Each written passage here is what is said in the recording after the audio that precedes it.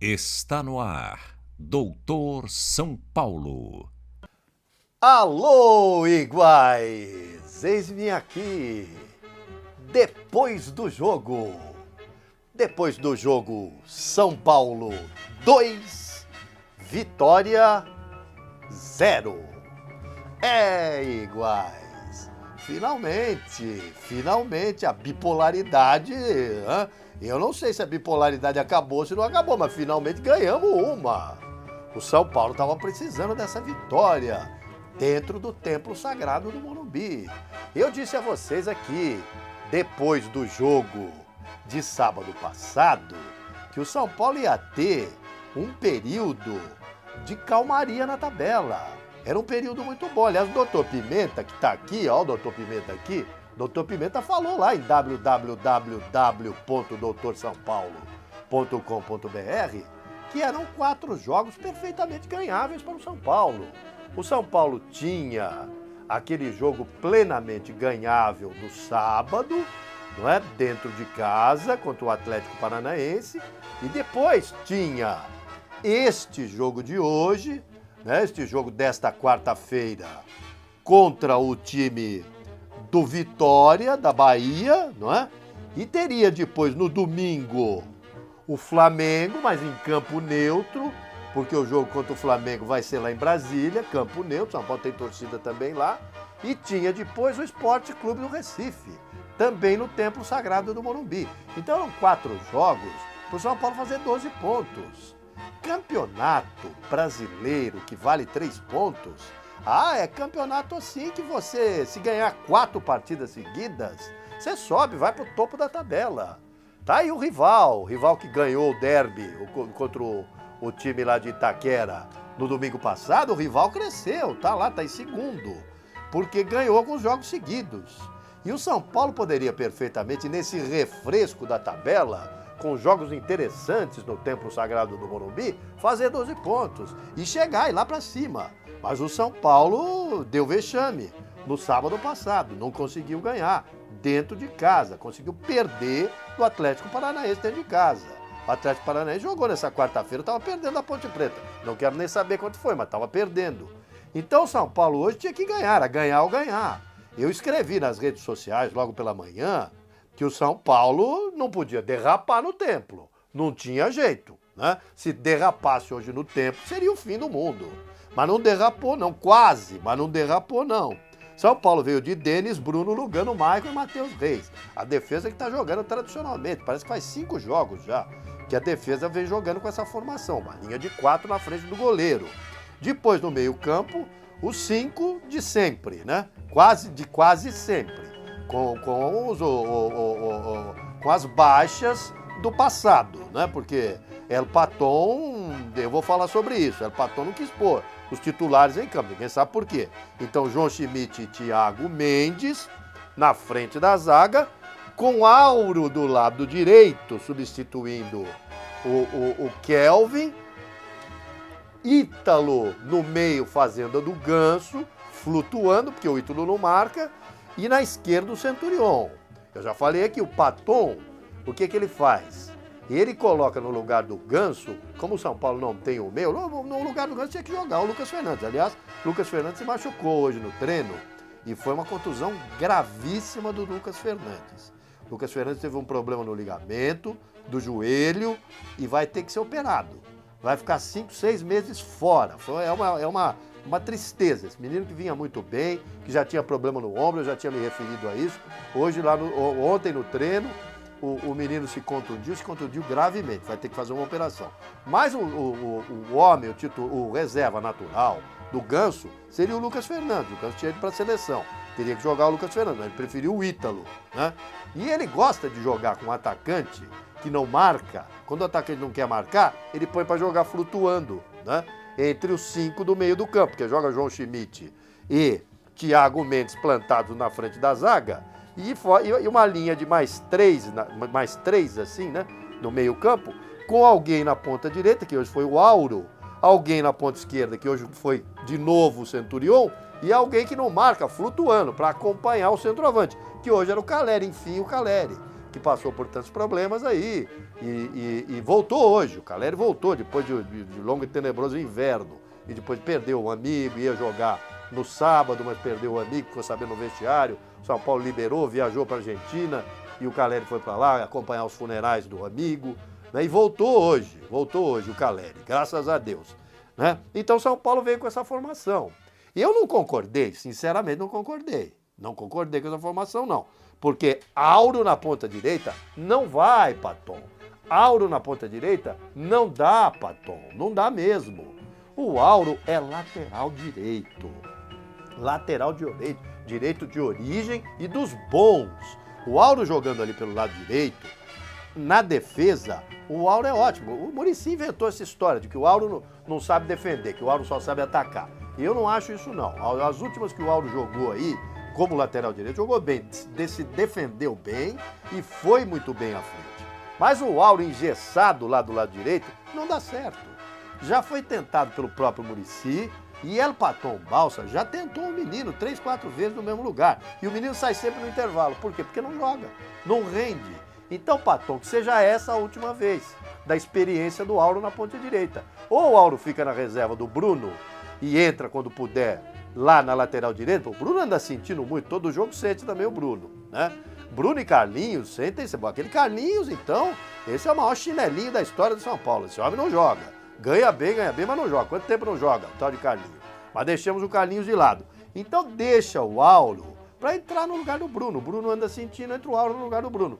Auro na ponta direita não dá, não dá. Entrou no lugar do Kelvin. Eu quero aqui me penitenciar. Eu falei depois do jogo do sábado passado que a saída do Kelvin tinha sido decisiva para o São Paulo perder o jogo do Atlético Paranaense, né? Então eu disse, parece que não houve nada. Eu não vi o Kelvin reclamando de contusão. Então eu insinuei que a culpa poderia ter sido do Balsa por ter tirado o Kelvin. Mas não, o Kelvin de fato pediu substituição, tanto que não jogou hoje e está machucado. Mas eu continuo mantendo o seguinte, que a saída do Kelvin naquele jogo contra o Atlético Paranaense foi decisiva para o São Paulo perder, né? Agora, retiro a culpa do Paton. O Paton não teve culpa, mas hoje teve, porque jogar com o Auro do lado direito, não adianta, é um a menos, né? Porque o Auro não joga, fica engessado. E do lado esquerdo, o Centurion já deu o que tinha que dar. Não dá mais, é um negócio de doido. E o Michel Bastos estava 100%, estava tranquilo, estava querendo jogar. O Michel participou de um programa de televisão aí no meio da semana, no começo da semana, e falou, tô prontinho, tô pronto para jogar, quero jogar. Então deveria ter entrado, poupar o Michel Bastos a troco do quê? Hein, Paton? A troco do quê? O Michel Bastos é o titular lá do lado esquerdo, né? Na ponta esquerda, chamada ponta esquerda, entre aspas, porque ele joga mais no meio do campo, mas vai à frente, jogador habilidoso, jogador muito importante ao São Paulo. Então, deveria ter entrado o Michel Bastos na esquerda. Poderia perfeitamente ter entrado na esquerda. Com o Ganso jogando na dele, o Ganso não jogou lá. Foi para os Estados Unidos, viajou, foi passear na Flórida, né? E não jogou. Então o Ganso estava descansado, podia ter perfeitamente entrado. Para que facilitar? Campeonato brasileiro é campeonato de tiro longo, não é campeonato de tiro curto, não é mata-mata, não. Então você tem que aproveitar o que você tem de melhor, para aproveitar e ganhar em casa, fazer a lição de casa. O Paton facilitou. Então jogou com o Ítalo, podia ter posto o Ítalo na frente, ao lado do Caleri. Não havia problema nenhum. Com o Ganso no meio campo e na ponta esquerda o Michel Bastos. Ítalo e Caleri na frente. Por que não? Ficaria um time um pouco mais ofensivo. Eu já disse aqui, o Paton não tem plano B. Não tem, ele joga do jeito só. Podia hoje ter experimentado um plano B, sim. Jogando com 2 atacantes. Com o Ítalo, que está jogando fora da dele, jogando no meio do campo, né, tentando chegar para ajudar o centroavante, jogando um pouquinho mais na frente do lado do Caleri, que voltava cheio de vontade. Mas o Paton não quis fazer isso, não. Jogou com o Auro engessado pela direita e com o Centurion repetindo as suas piores atuações. Foi um primeiro tempo abaixo da crítica. Não adianta, aqui não tem gueré-gueré. Eu não engano o torcedor. Foi um primeiro tempo muito ruim. O São Paulo não jogou nada.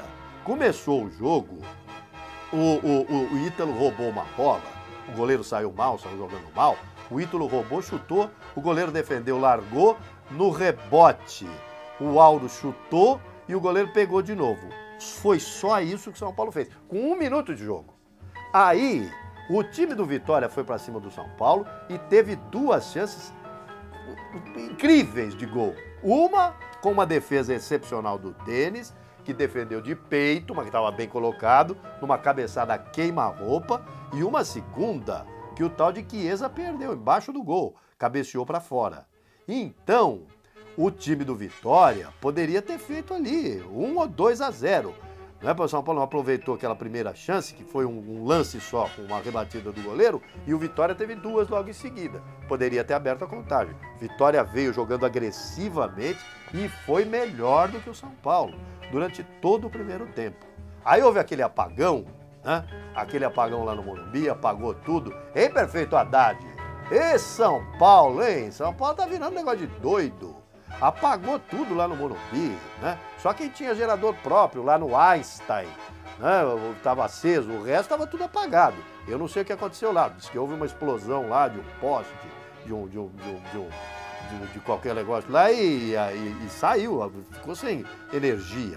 Mas já aos 40 minutos do primeiro tempo com o São Paulo sem jogar nada. A torcida quase vaiando o time. O Centurion muito mal pelo lado esquerdo, o Auro muito mal pelo lado direito, o Ítalo não sabe jogar armando, então o Caleri ficava sozinho lá, lutando, aquela luta de sempre do grande Caleri. Toca no Caleri que é gol. O Caleri lutando lá sozinho. Pois é, e aí apagou a luz. Ficou um tempão parado, sem luz, e o São Paulo voltou melhor. Jogou, sabe quanto tempo o São Paulo jogou no primeiro tempo? 5 minutos. São Paulo jogou 5 minutos depois da volta do apagão.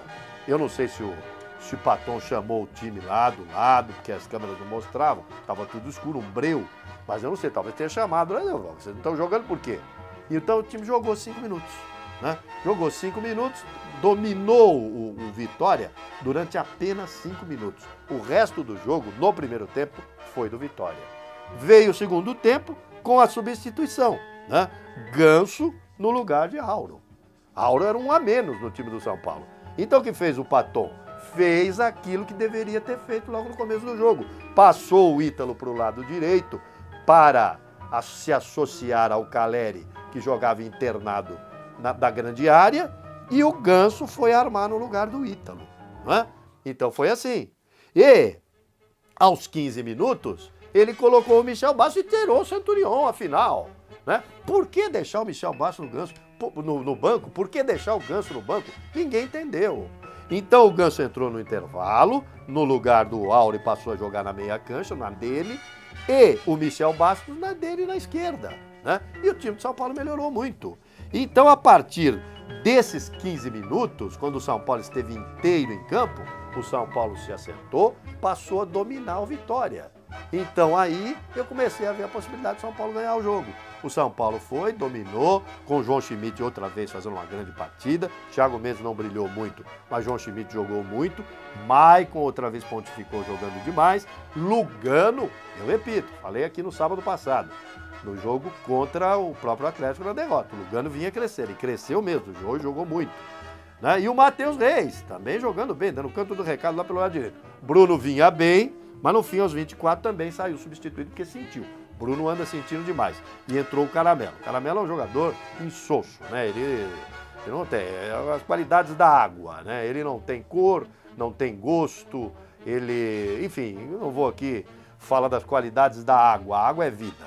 Mas o Caramelo não é vida, não. O Caramelo tira a vida do time. Mas entrou lá e ficou fazendo a dele. Mas o certo é que o São Paulo, com o time titular em campo, em tese, com Michel Bastos e com o Ganso em campo, São Paulo foi outro.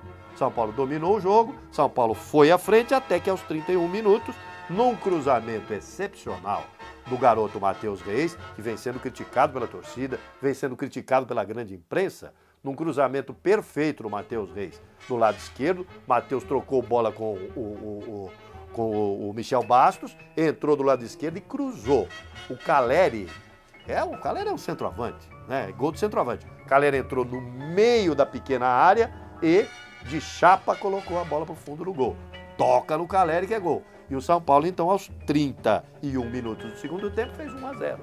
Com 1-0, aí então o Vitória parece que refreou seus ânimos, foi lá para trás, ficou se defendendo, especulando um contra-ataque, e o São Paulo dominou completamente o jogo, até que aos 41, Lugano, né, num cruzamento desta vez de Ganso, que bateu um escanteio perfeito no miolo da pequena área, com aquela raça que lhe é peculiar, Lugano entrou e colocou a bola para dentro do gol com o pé direito. E o São Paulo fez 2-0 e venceu um jogo que parecia muito complicado no primeiro tempo até o apagão. E que parecia também complicado no começo da segunda etapa, porque Ganso sozinho não conseguia jogar não.